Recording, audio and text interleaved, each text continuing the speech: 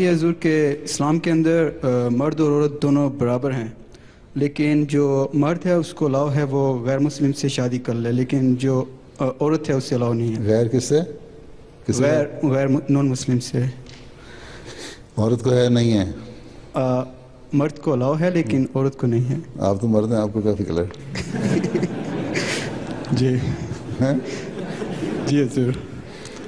بات یہ ہے کہ مرد جو ہے عموماً ایسے مرد بھی ہوتے ہیں جو عورت کے انفلوئنس میں آ جاتے ہیں اور ہلتے نہیں۔ میں جانتا ہوں ایسے مردوں کو۔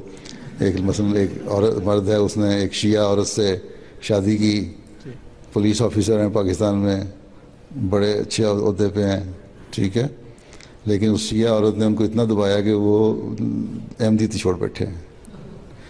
اصل مقصد یہ ہے، اجازت جو دی جاتی ہے، اسلام نے بھی اجازت دی ہے، حضرت مسیح علیہ السلام نے بھی لکھا ہے یہ کہ مرد جو ہے وہ کیونکہ اپنے انفلوئنس میں لا سکتا ہے عورت کو، اور جو اولاد پیدا ہوگی اس کو اپنے زیر اثر رکھ کے احمدی رکھ سکتا ہے یا مسلمان رکھ سکتا ہے، اس لیے اگر وہ غیر مذہب سے مسلمان شادی کر لیتا ہے تو کوئی حرج نہیں۔ لیکن اگر عورت کرے گی تو دوسرے گھر میں جا کے اسی رنگ میں ہو جائے گی، پھر اولاد جو ہے وہ نسل، اس کا مطلب ہے اس عورت کی جو مسلمان عورت تھی اس کی جو نسل آئندہ وہ ختم ہو جائے گی۔ یہ ایک بہت بڑی وجہ ہے جس کی وجہ سے نہیں اجازت ملتی۔ ٹھیک، جزاک اللہ۔